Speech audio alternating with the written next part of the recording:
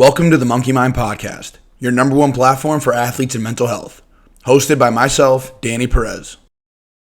This is episode 74 featuring Mike Cusack. Mike is a former hockey player turned scout for the Dubuque Fighting Saints in the USHL. He also owns the Boston Junior Whalers and Boston Lady Whalers spring and summer tournament team programs. But before we get to today's episode, we have a quick word from our sponsor. This podcast is proudly brought to you by Daily Dose CBD Inc. Daily Dose CBD Inc. creates full-spectrum CBD products ranging from tinctures, balms, and dog treats.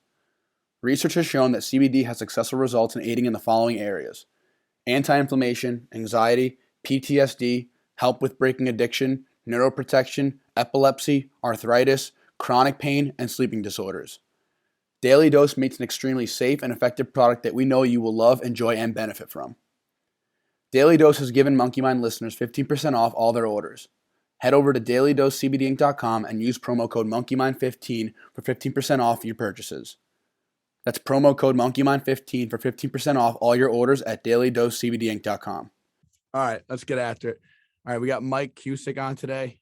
Me and Mike go way back. Mike's a really good buddy of mine and someone who was a mentor for me throughout hockey and life, and someone who, just throughout life and hockey, I also lost touch with, just kind of, each doing our own things. And it's funny, this summer we reconnected again, and I was living with him, when I was traveling up and down in Boston. So he was opening up his home to me yet again and being just a super great friend. And I'm super excited for this episode because he's someone who's really kind of helped me shape my hockey career and my life path in the hockey world. So I'm fired up to have him on, and welcome, Mike. Thank you. Thanks for having me. Long time coming. Oh yeah, big time. But if you can just please introduce yourself, tell everybody who you are, where you're from, what you do, and your hockey journey, all that good stuff.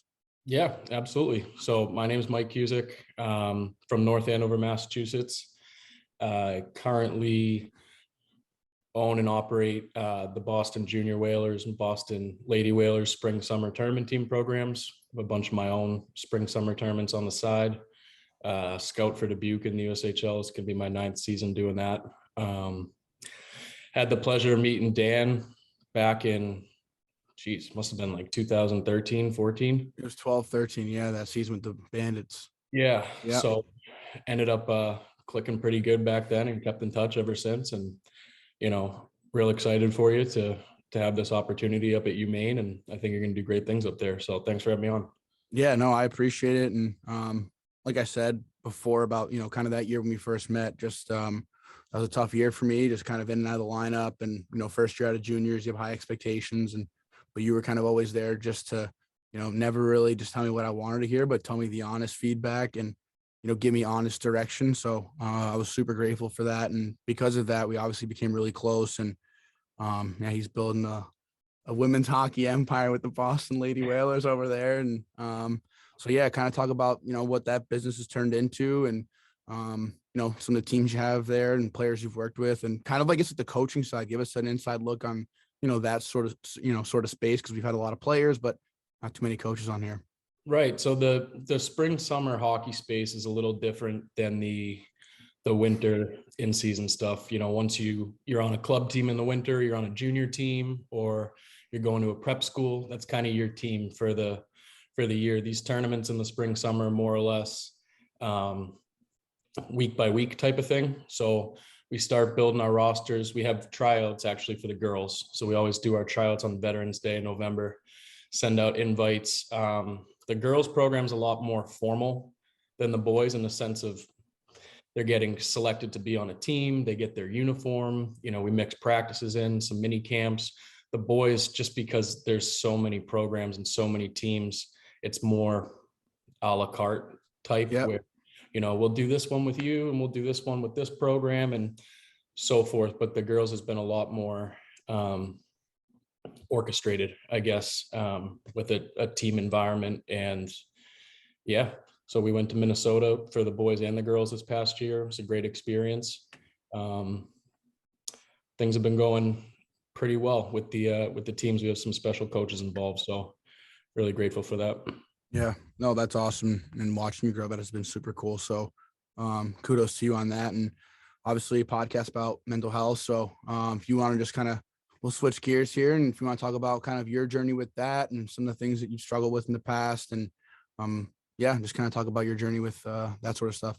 Yeah, for sure. So I started the program when I was a junior in high school, and year by year, got a lot of good people involved. Very grateful for that, and it started to grow and grow. And the more that it started to take off, the less I wanted to play hockey, and the more I fell in love with the managerial side of it, the coaching side of it, the team building sort of aspect of things.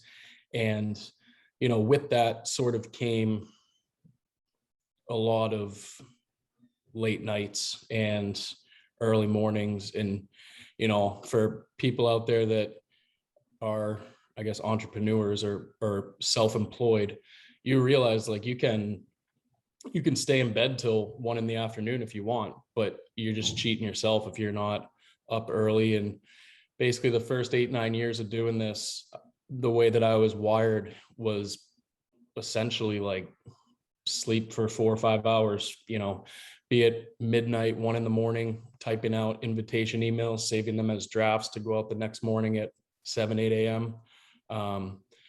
Really kind of turned to a place where I stopped enjoying it, and it turned into, I guess, almost your competition side as an athlete kicked in with this cutthroat industry where, I was going to stay up till 4 AM if it meant, finding the best player and inviting them and speaking with their parents on the phone and doing whatever we could to win these tournaments. And it was at the expense of my mental health and my, sleep and all that stuff. So yeah, it took me a lot longer than I'd like to admit to recognize that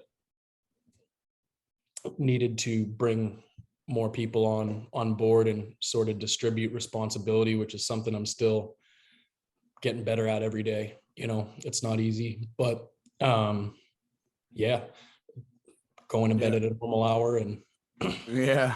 up. Well, I'm happy you mentioned the entrepreneur piece. I want to get back to that, but if you care to share, obviously, what were some of the things that you specifically were struggling with as far as the mental health side goes? Like, was it just the lack of sleep was causing you to kind of just get jittery, or what, kind of what was your experience with that whole thing?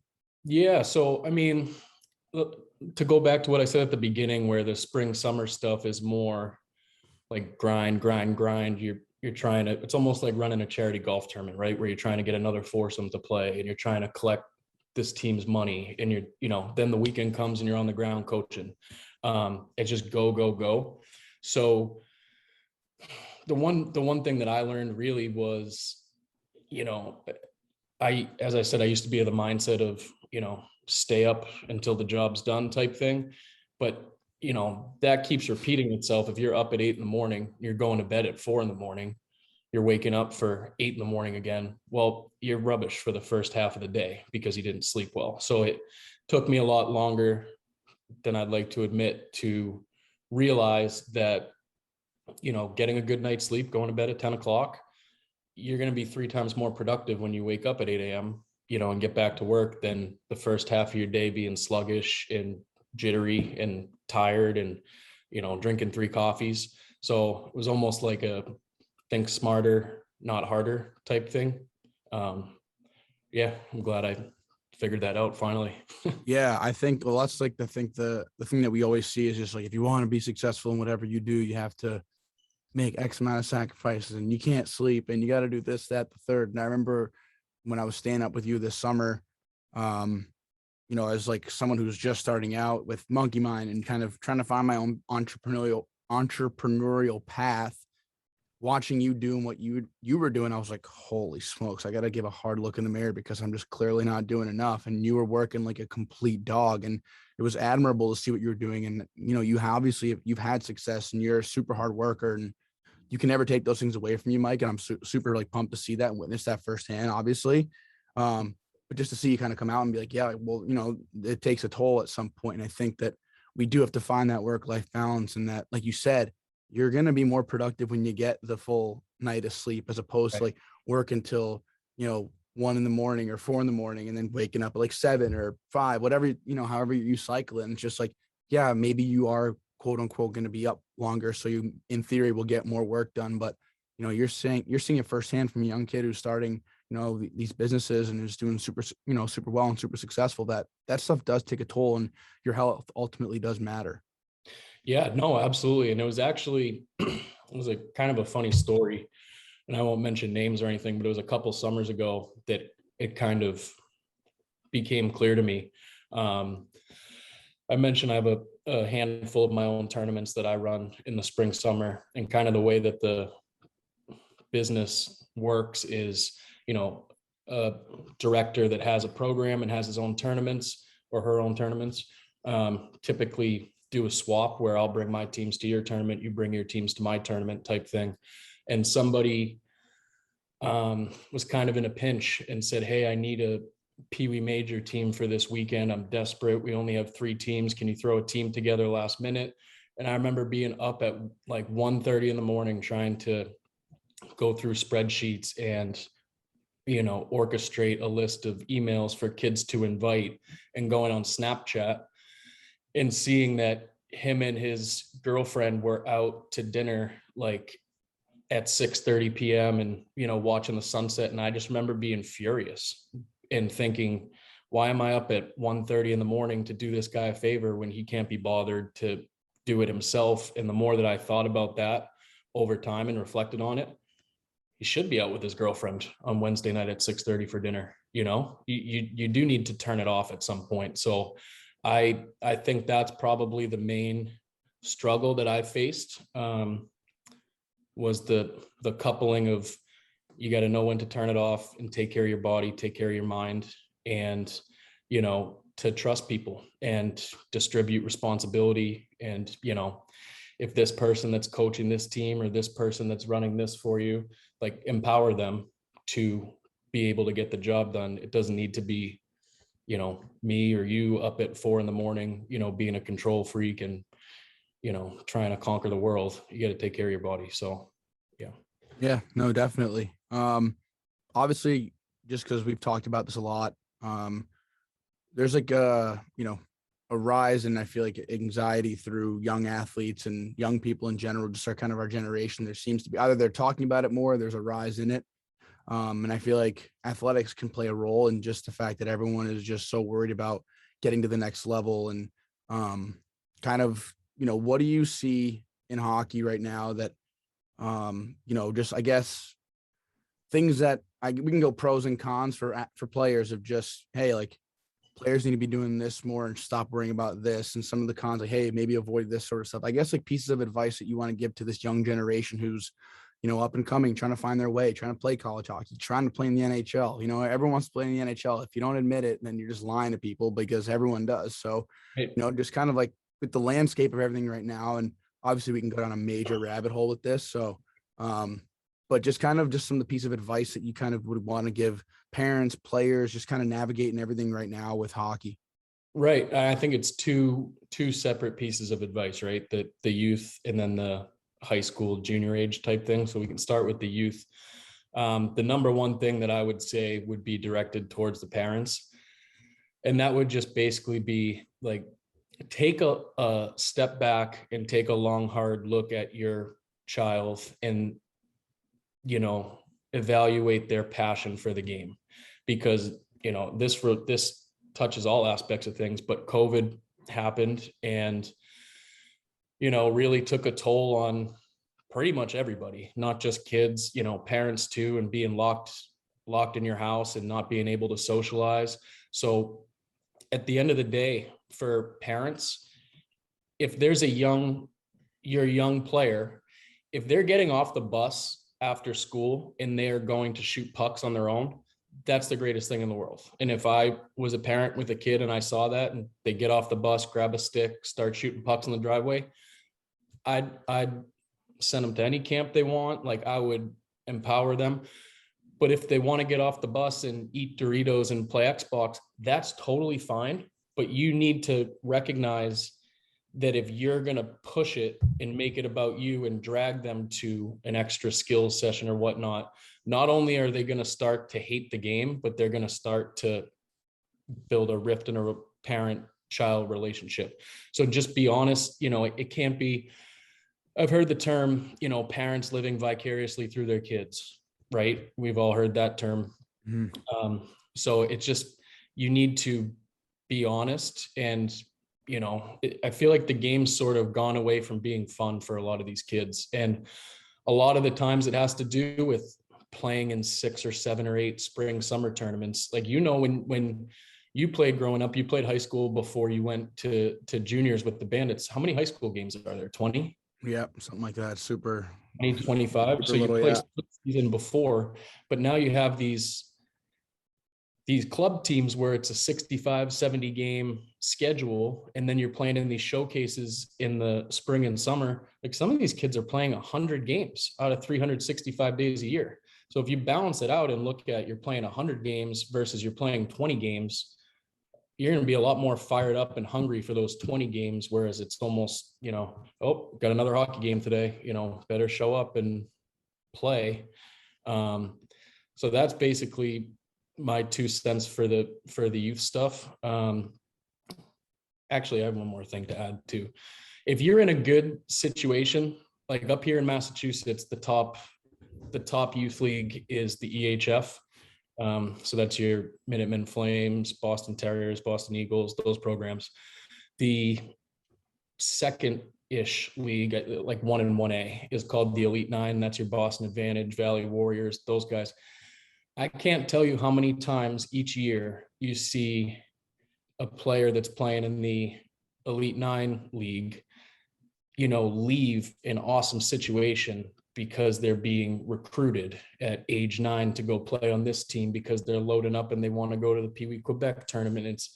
If you have a good coach and a good system with families that all get along, that's the most important thing. You don't have to, parents don't need to be the agents for the kids when they're 8 years old. They should be ensuring that the kids are having fun and they're in a good environment where they're safe and developing and learning.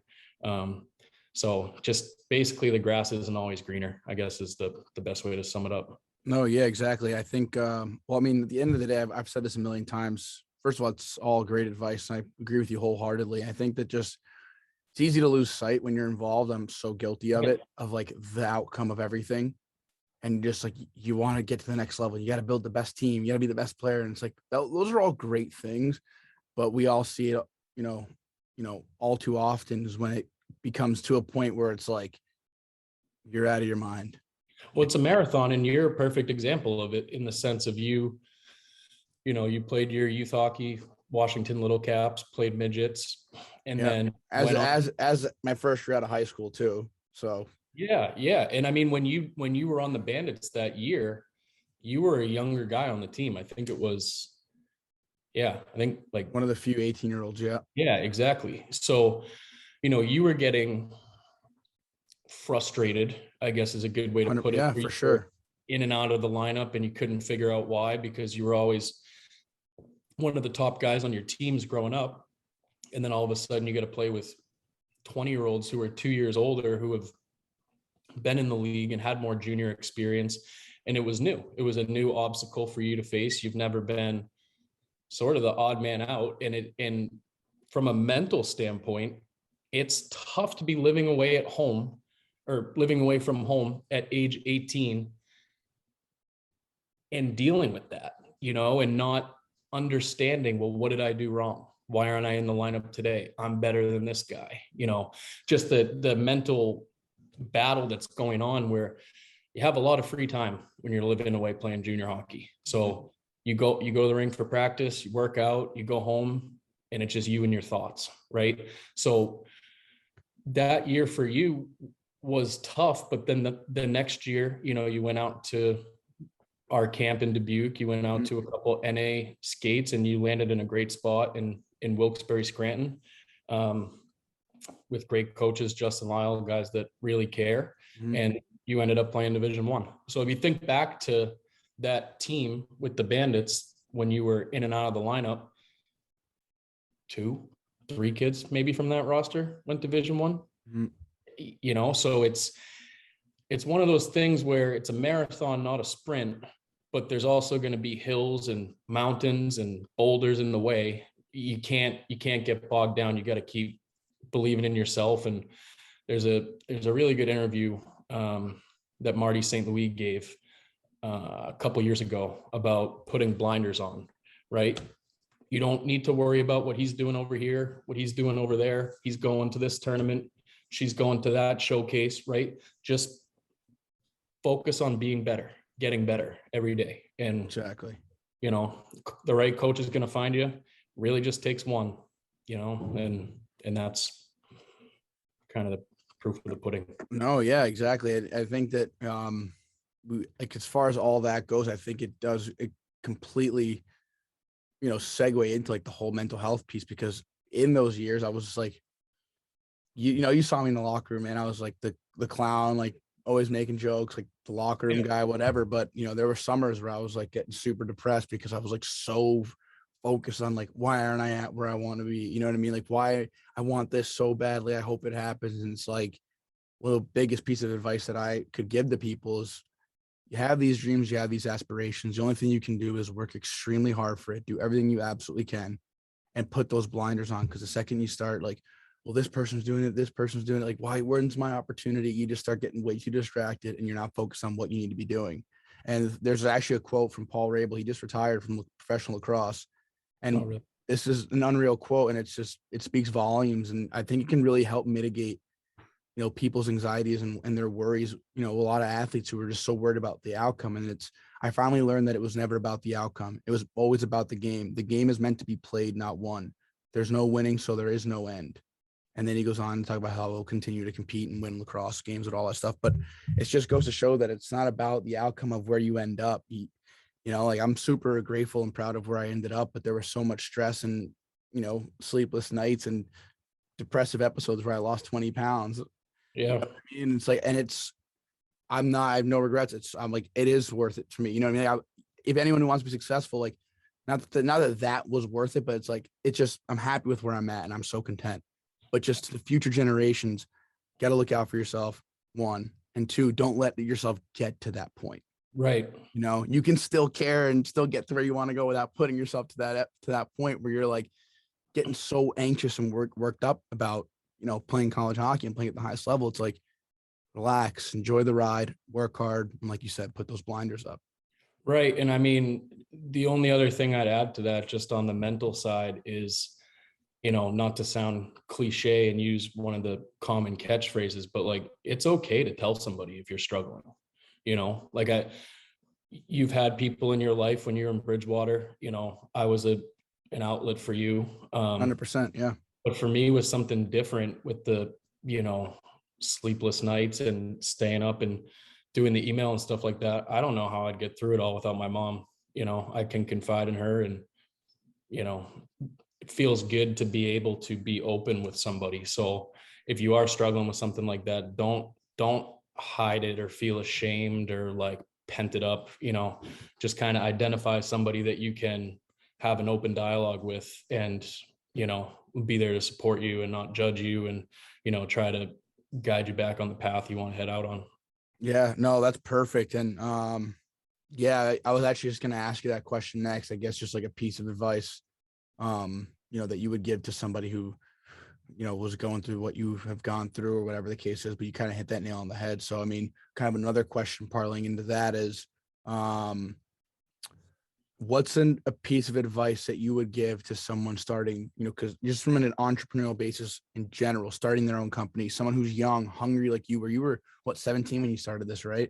Yeah. That's super young, and you've made such a successful business out of it, and the junior whalers are unreal. And, it's amazing what you've done, but, what's a piece of advice to the next generation of entrepreneurs who are coming up, or whether they're 17 or 35, whatever the case is, 40 years old, like just people who are just starting out, they have their baby and they're really working and they want to be successful. What's a piece of advice that you would give them that, you learned? Human interaction, right? So the first few years when I had these teams, there were tournaments out at Marlboro, and we'd have a game at 10 a.m. and the other team would play at 6 p.m. And I'd be there all day, just meeting people, talking to this father, and this group of parents comes over and, oh, nice to meet you. That's how relationships are built. They're built not over email, not on the phone, but they're built in person. So, can say put the time in. Put the time in doesn't necessarily mean sit behind the computer and send a million emails. You want to be out and in person and meeting people and, just get your name out there, have handshakes with people. And, especially after COVID with everything being locked inside and Zoom meetings and whatnot, I think that's even more, valuable now, is just showing face and looking someone in the eye and, you know, connecting that way.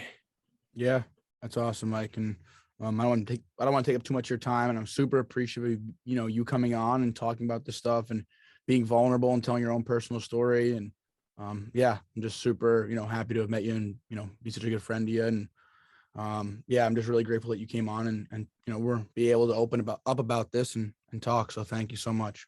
No, absolutely. Thanks for having me.